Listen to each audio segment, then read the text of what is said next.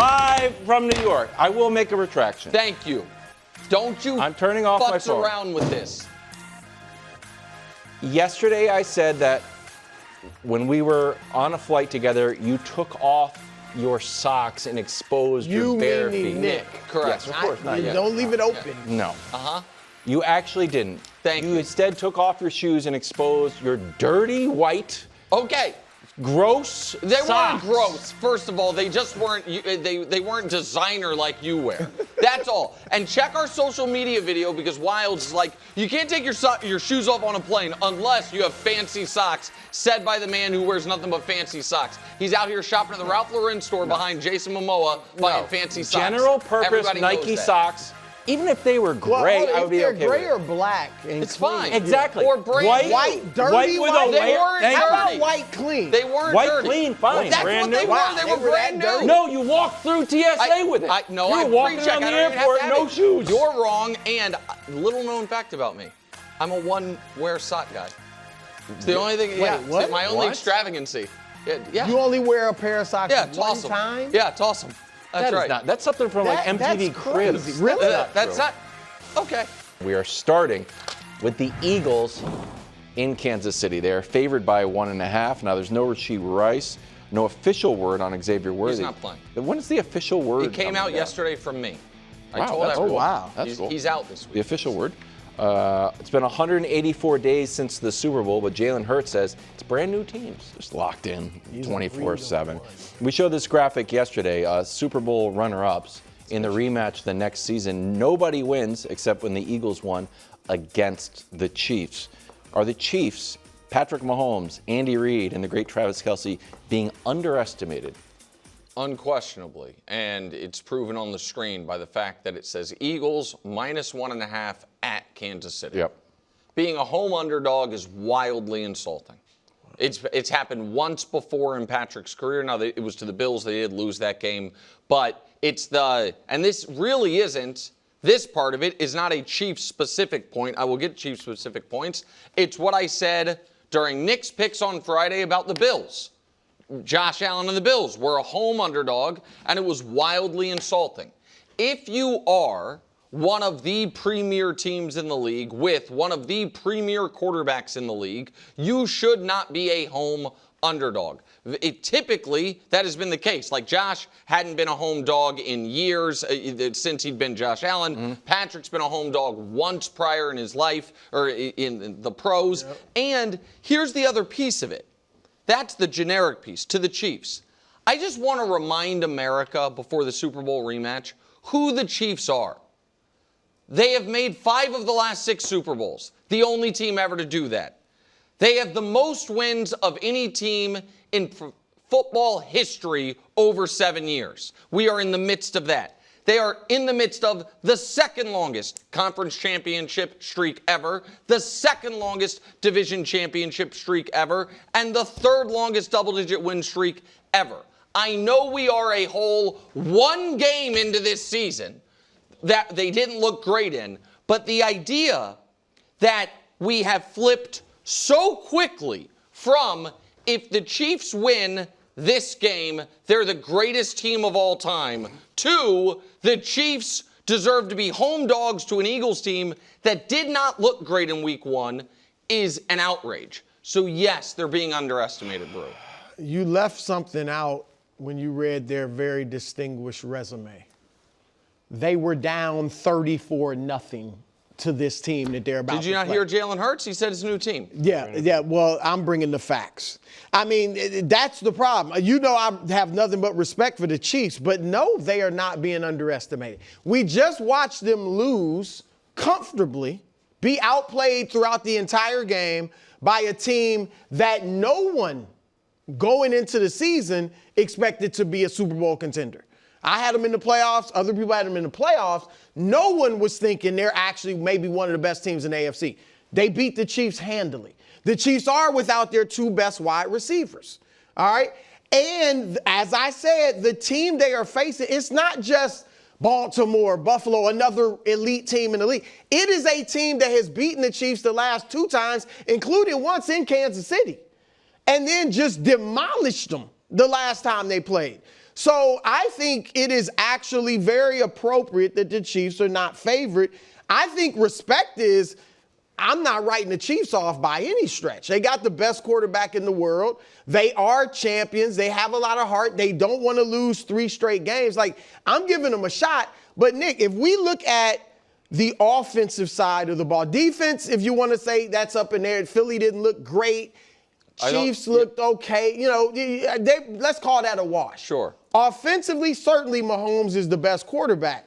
But the weapons outside of that, the offensive line, the receivers, the running back, Eagles have it's the not edge even everywhere close. else. Not even just the edge, which I think you'll agree, the decisive edge by a mile. So I just think that I don't think it's disrespectful.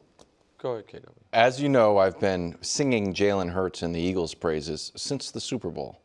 Although I picked not a day before, but since the Super Bowl. No, since the Super Bowl, I was like, you know what? I'm still I know the stats say Eagles, but I'm going to go with Patrick Mahomes.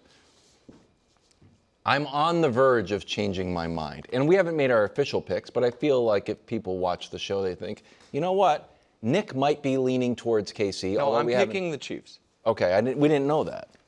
Brew, we don't know where you are. We don't know where Brew is. We know where I am, and everyone knows where you are. I keep on moving. No, but we know where you're landing. I love Patrick Mahomes, and I do think, in all seriousness, this is the time when great players do great things. I think it's unfair to say, like, Jalen Hurts is surrounded by great players. Of course he's great. I think that is unfair. But I do think a mark of a great player is like what we saw with Jalen, the first week. My wide receivers can't get open. I can win this game by myself. Can Mahomes win this game by himself? Maybe. Never lost 3 in a row. Best record after a loss. Now, great, he's got best record for everything. Mahomes 19-4 after a loss. Lamar, Josh. Danny White. Danny White was, he'd actually be better off losing and then winning. And then Joe Montana. I just don't throw this graphic, in the garbage. I think that he's a bounce-back player. And then, of course, is he friend of the show? Hold on. So Mahomes, it's also remarkable that Mahomes and Lamar have only lost, 23 and 21 times in their careers, if I'm reading that correctly. And Danny White, too. Yeah, right, but go ahead, sorry. And then Bobby Stroop, friend of the show, Mahomes' trainer. Friend of mine. Friend of the show, that means? Sure. Or no. This rattles me. This is the exact opposite of the famous shot of Jalen Hurts walking past the ESPN picks, and it's Chiefs all across. But so this also hits my radar. So this is my point about being under. And by the way, I want to make it clear, I am picking the Chiefs. I think anybody that acts like either team couldn't win this game is ridiculous. You know what I mean? And so that is not my stance. My stance isn't this is a mismatch. It would take a Travis. That's not my stance. I'm picking the Chiefs. But my frustration with the conversation at large is, I think we would agree, Brew, that at the very moment, the team the Eagles had walking into last year's Super Bowl was better than the team the Eagles have right now because of the defensive losses. The offense is the same. Based off week 1. Yeah, and I think they did lose, you're right. Right, it just all the personnel they lost, and they changed coordinators, right, which they're used to, but still. And the team, I think, that the Chiefs had walking into the Super Bowl, this year's team, in theory, is supposed to be better because the single biggest issue was left tackle, and people like the left tackle they have. But say the Chiefs are the same. Because in the Super Bowl, they're dealing with the receiver issues. Well, remember, Worthy. But they didn't have Rice in either one, sure. Right. But but point is this. The same media that is, in large part, writing off the Chiefs was universally picking them in that graphic you're talking about. Yeah. You know what I mean? That Jalen saw that all the NFL, I think it was NFL Network, might have been ESPN, I don't know, had picked the Chiefs. The conversation going into that game was, the Eagles have an edge here, similar to this, and maybe more so on defense. But you'd be crazy to bet against Patrick Mahomes. Yes. And now 2 games later, there is an element of, wow, you still believe in that team. That to me is silly. So you're saying you still believe in that team against the Eagles or just overall? Both. I guess both. See, I don't know if people. I do think there's a little more doubt out there about the Chiefs than there should be. I agree with that. But I'm just talking about this specific matchup. This would be like you brought up boxing. Terrence Crawford and Errol Spence. Going into that fight, it was pretty much, man, this is going to be an even fight. Some thought Spence, some thought Crawford. Crawford destroyed him. If they fought again, just about everybody would be with Crawford. So that's, to me, kind of what this is. To use the boxing analogy, though, to me it's more as if it's a trilogy and fighter A won the first one in a classic, fighter B won the second one in a knockout, and then there's a third fight. Because while you guys are focused on, I don't want to say you guys, we keep bringing up the fact that the Chiefs lost the regular season game in a year that ended with the Eagles in an existential funk and the Chiefs hoisting a trophy. 5 months or 8 months before that regular season game, they played in the Super Bowl, and the Chiefs won it. And it was a close game. Right, that's what I'm saying. And then when the Eagles, obviously, they fell right into that supernatural funk almost immediately after beating the Eagles. But still, the fact that they went to Kansas City and beat them, that still says something to me. Like, all these other teams we talk about, kind of the Chiefs being in their head, except Cincinnati and Philadelphia, that says something that they aren't spooked by the Chiefs. I totally agree with that. I don't think they're spooked. I think they can win.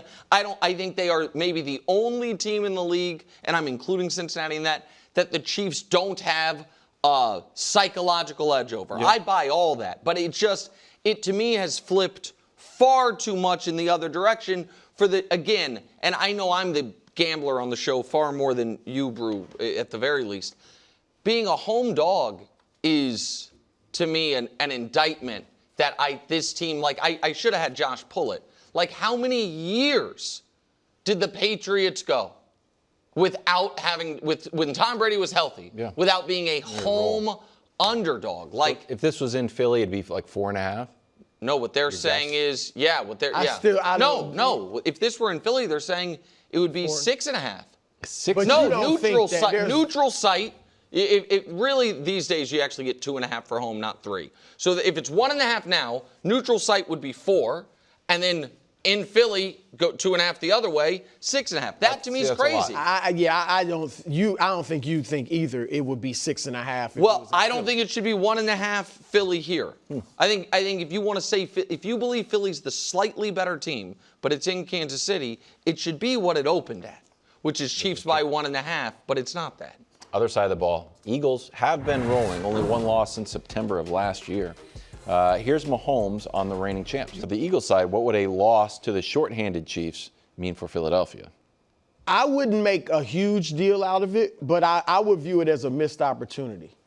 I would view it as a missed opportunity by the Eagles to put their foot on the Chiefs' throat and maybe even get a psychological advantage over the Chiefs now. They've beaten them 3 times in a row, beat them twice in Kansas City the last 2 times they played there. Like, if they met in the Super Bowl again, look, the Chiefs are obviously mentally tough, but that would be, that's a little bit of an advantage for the Eagles. And it also would be an opportunity to kind of even more so kill the Chiefs' mystique among other teams in the league. So I would view it very much as a missed opportunity. And I also, because they would be, the Chiefs are without their 2 best receivers, it would open the door. Just open the door to me of I wouldn't say a Super Bowl hangover, but is there some complacency that has seeped into the Eagles because they didn't look great against Dallas? You will have lost to a Chiefs team that didn't have its 2 top receivers. That would just make me think, okay, I wouldn't write the Eagles off or anything, but it would open the door to, okay, have they gotten complacent? They're not the same team they were a year ago. If that were to happen, complacency could be a reason, or, they're not as good as they were last year because of the losses on defense. And so that's if they depend, obviously you got to see how the game goes. Yep. But you lose to the Chiefs without Rice and Worthy, and I think most of the game scripts that we would be talking about, it would be time to be at least more than slightly worried about the Eagles' defense. And, I sounded that alarm Friday after the show. Like, I was greatly concerned from what I saw from that Eagles defense in week 1 of the season against a team. And I think, again, week 1 can be a liar, but what if Dallas comes out this weekend against the Giants and can't run the ball? Like, they couldn't run the ball last year. And it's like, did Dallas fix its run game, or was the Eagles defense just gashable, so to speak? I also think that, again, through 1 week, of the teams that in the AFC that you thought as either contenders or likely playoff teams, or Vegas thought was likely playoff teams, in my opinion, only one looked like better than we expected, the Chargers. I think every other... Green Bay? No, in the AFC, I'm saying. Okay. In the AFC. Okay. In the AFC, all the other... Of the teams that were projected to make the playoffs... Yep. Oh, they might be better than right. The Bills' defense, the Ravens' collapse, the Chiefs' whole game, all of that, Cincinnati's game. It's like, to me, the NFC's the opposite. Green Bay, Tampa Bay, Washington, the Rams. Like, you know what I mean? All those teams feel really good about their week 1 performances. And so if they lose and it's like, we've been talking the last few years correctly, I think. The AFC is kind of the varsity conference as far as the top teams, not necessarily the very best team, because the Eagles have been great. The Lions are the only contender-ish team in the NFC that really hates the way they played. The Niners, I agree. The NFC, the NFC really all of a sudden looks. So that would be the other part of the concern, because the Chiefs with a running game that has not honestly been good in 2 years, and this shorthanded from a receiver perspective shouldn't be able to move the ball consistently absent the Mahomes magic that we're talking about. So I think falling to 0-2, let me put it like this. Had the Chiefs won week 1 and they were both 1-0 going into this game, I would think this game, given who's available and who's not, would be more important for Philly. Because the Chiefs aren't whole and they are. Because they're 1-0 and the Chiefs are 0-1, it changes it. But I think that where these teams are, that's where I lean. It would be not an indictment, but potentially problematic about how good that defense is going to be. Do you think there's any chance the Chiefs win comfortably? What I think is this. If they get out to an early lead, it's certainly on the board. Because Philly has just been demolishing teams, to your point, for a year now. You know what I mean? They haven't had to come from behind. No. They've been able to basically play their game plan consistently week in, week out. And I'm curious what it would look like. And I also think there is a psychological sense of, okay, you know what I mean? Like, we got them in the Super Bowl. Like, if it's getting away from them. It's not what I'm predicting. No, I'm not predicting a blowout, but I think it's on the board. Yeah, the Eagles threw on 39% of their plays against the Cowboys. It'll be interesting to see what the game plan is for Tulo. Throw the ball to A.J. Brown a little bit. Not that I'm sure they'll try. News today, 49ers, of course, going down to New Orleans, but Brock Purdy will not be on the field. He is going to miss 2 to 5 weeks with a shoulder and toe injury. How concerning. Mac Jones is going to go. Jones is a 3-point road favorite. That is what a slap in the face of the state of Louisiana. How concerning are Purdy's injuries? That hurt. That's my home state. How concerning is? Yeah. I mean, it's big. I picked them to win the division, which if Purdy misses 5 weeks, it's a chance they could be based, not out of it, but they'd almost have to run the table going forward. Now, look, fortunately for them, the schedule's not that tough. They got New Orleans, which they still should beat. Arizona, you could beat. Jacksonville, be tough. Let's see how Mac Jones Those are plays. At least home games. Those are in San Francisco. And they need to, be maybe 3-1 going into the race. Because then it gets tough all of a sudden. Rams, Tampa Bay, Atlanta, Houston.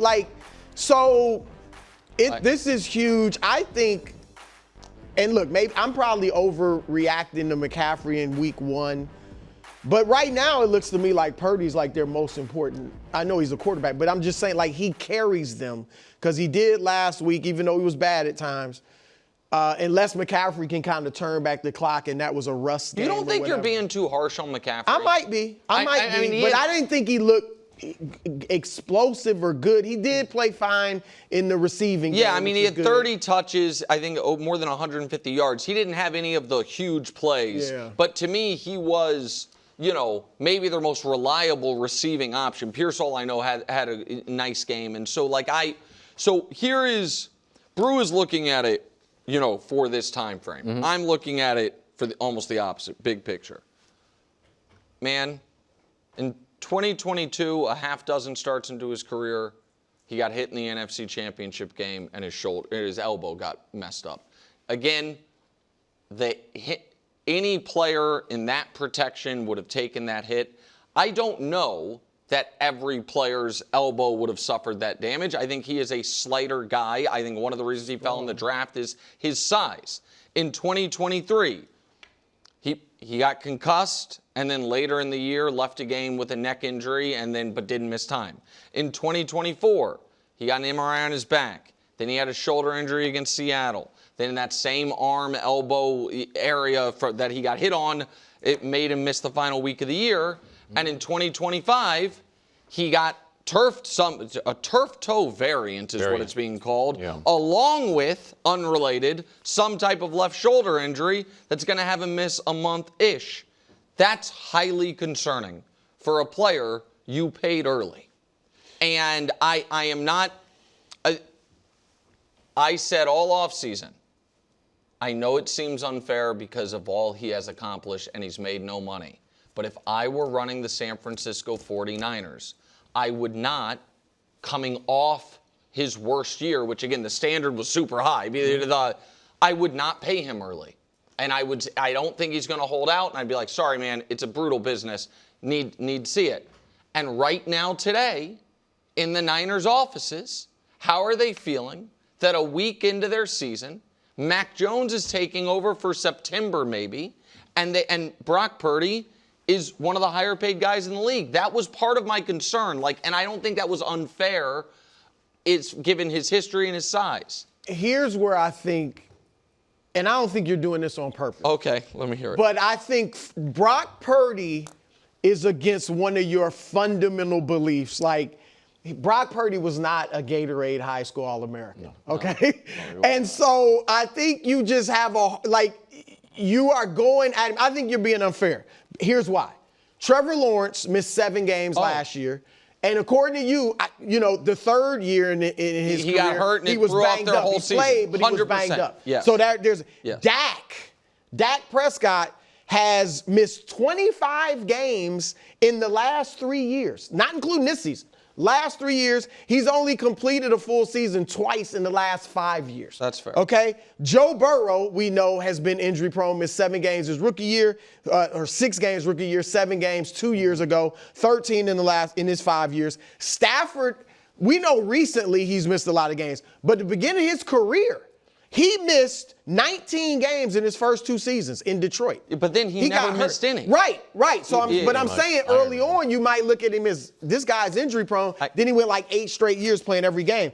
And Purdy, if Purdy misses 5 games, let's say he misses the next 5, he will have missed 7 games in 3.5 seasons. So I just think. No, he hasn't missed a ton of time. Yeah, he's just, if I just may quickly respond. Dak's injuries, Dak had one catastrophic injury, you know what I mean, with the ankle being broken, and then ripped the hamstring off the bone. But I would say he's more injury prone at this point than Purdy. I don't agree with that, and I think you might be right in that it's not so much the draft profile bias as much as it is his size. You're right that Trevor's gotten hurt. But I also look at Trevor and I'm like, okay, he's big and strong and should, you know what I mean? That shouldn't happen a bunch. He's just small and that concerns me. All right. Week 1, both quarterbacks played well. They were the only quarterbacks to beat their division opponents by 7 or more points. Brew, who you got in this game? I got the Pack. It's in Green Bay. I think they looked fantastic last week. I think their defense is better than the Commanders. Offensively, they got a better run game. Outside of the quarterback, they got a better run game. Commanders ran it really well week one. No, and Bill that's why they were willing Merritt to give up looked awesome. Robinson. Yeah. But I think Josh Jacobs, I would say, is the best Yes. running back of the two teams. I think Green Bay is going to be able to play well against them. Washington has a shot. I think they're a very good team too, but I'm going with the Packers. Yeah, well, I'm definitely going with the Packers. And you talked about the run game and what the Commanders were able to do. They ran the average 6.9 a carry against the Giants, but the Packers played the Lions. Yeah. And we all thought, Shut them down. man, the Lions, if there's anything that they're going to do, they're going to run the ball. Yep. And they couldn't sniff the run game, only 46 allowed yards. exactly 2.1 a carry. So if the Packers, if that version of that defense continues to be real and show up, it's going to be hard for this Commanders team to move the ball the way that they did against the Giants. Now, they do pose a completely different element in problem with Jaden Daniels versus Jared Goff, because he's a part of that running game and he can get outside the pocket and extend plays and beat you in the passing game. So they're going to have their work cut out for them, but I got the Packers in there. Yeah, listen, I want to talk about the Commanders side of it just for a second, because I don't know what to make of the Giants game at all, because the one thing I think we all thought was the Giants defense, particularly that defensive front, could be really good. And I know we were focused on the pass rush of it, but like you were saying, the Commanders ran incredibly effectively with a 7th-round draft pick, Ja'Cory, who actually wants to go by Bill, Krosky Merritt. And on the flip side, the Giants couldn't run the ball on Washington at all. Like the Washington defense, which was my concern going into the year for them, I think everybody's to a degree. If you had a concern, it was that. Washington defense looked great, but it also might be the Giants are just that bad. Like we need to see more from them. But I also have Green Bay. Wow. And I was worried that this was going to happen where it's a clean sweep. So I have an added proclamation here. Okay, good. Oh. I think the Packers are going to go undefeated in games this year that J-Lo doesn't turn the ball over. I think now with the addition of Micah Parsons, they are that well coached. Interesting. They are that sound defensively. I do like you were talking about Matthew Golden, that, you know what I mean? They have a kind of supplemented receiving core, solid O-line, good running game. I think that when J-Lo takes care of the ball, this is as good as any team in the league. And we can historically listen. I mean, that is also that's not super unique just to him. What's I think a little unique to him is more games with a turnover than without. You know what I mean? Like that is difficult for him. But I think the Packers, with the addition of Parsons Wilds,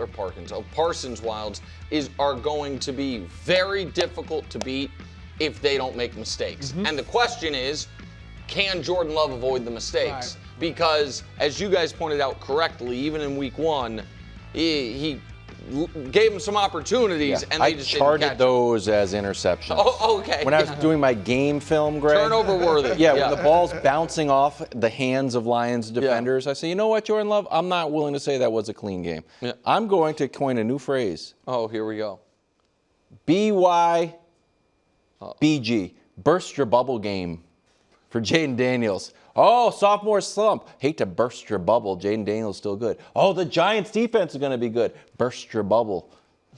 Burst your bubble game.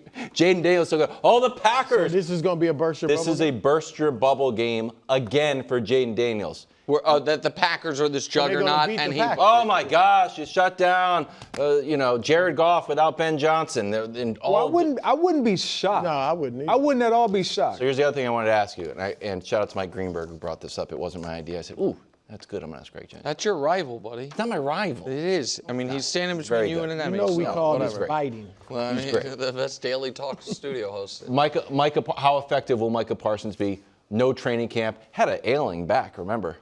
Yeah. On short rest.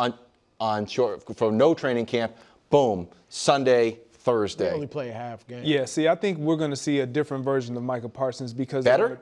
Absolutely. Oh, I thought he's going to get more snaps. Winded. The Packers, I know when we were watching that, you heard the broadcast like, well, I would take Micah Parsons out. No, you keep him in because this is the only work that he's been able to get.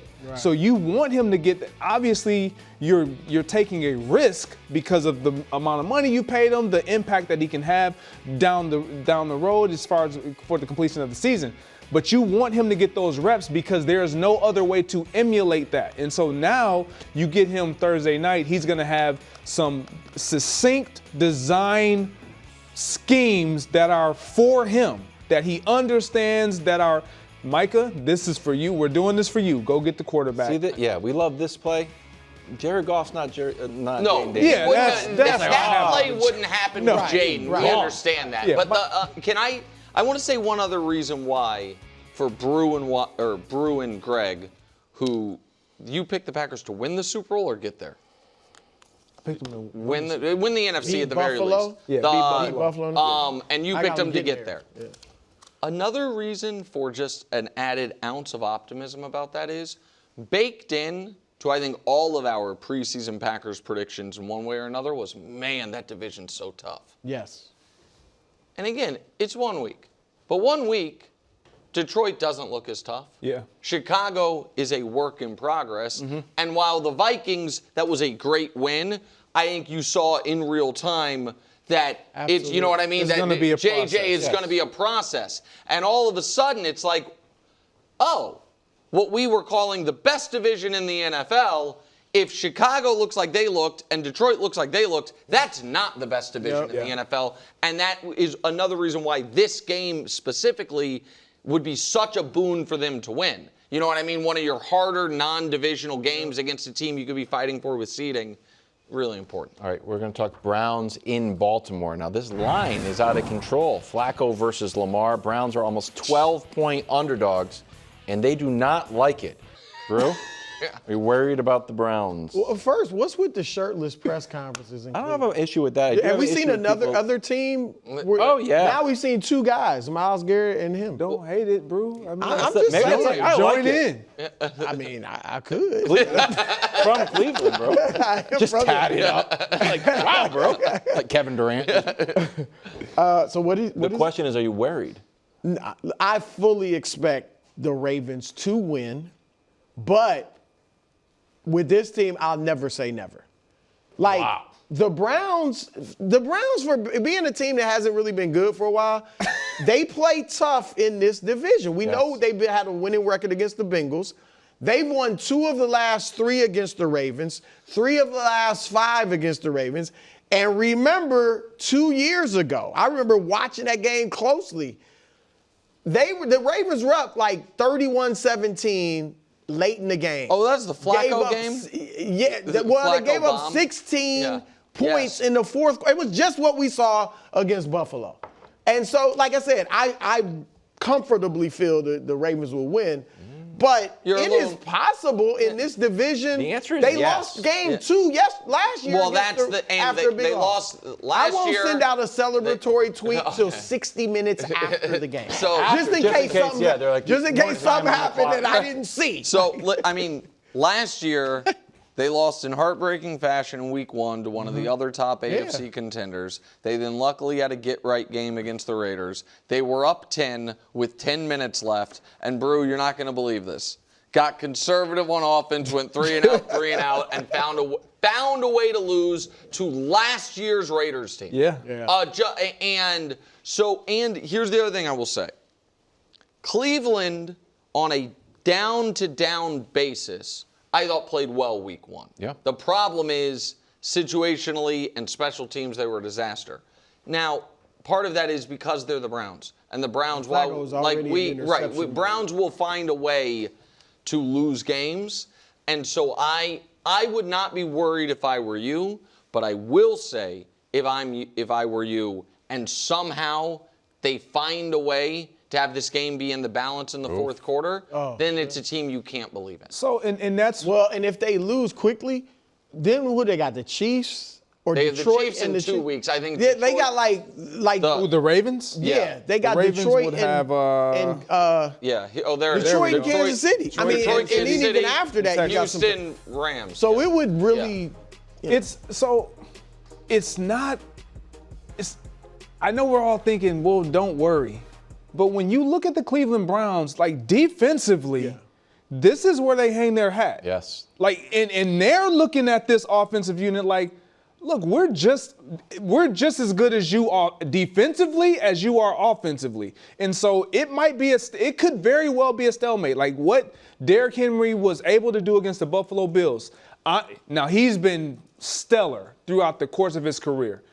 But I don't believe that he's going to run over this defense like that. I agree. That's just not what they do. Now, if that happens, absolutely blowout. The spread is what it is. Yeah. They got it right. If they can't run the ball and this defense keeps them in the game, Joe Flacco going back to Baltimore for the first time. Well, that's the other crazy thing. He's never played in Baltimore since yeah. He's been gone forever. He's going to feel comfy in there. Hold on. We just got comfy. We just got not breaking news, but a breaking quote. And Greg, while he was listening to some of the Browns talk, I think I'm reading his mind. He didn't say this, but he's like, some of these guys shouldn't be talking publicly. Grant Delpit evidently just said, quote, "It's not hard to tackle Derrick Henry."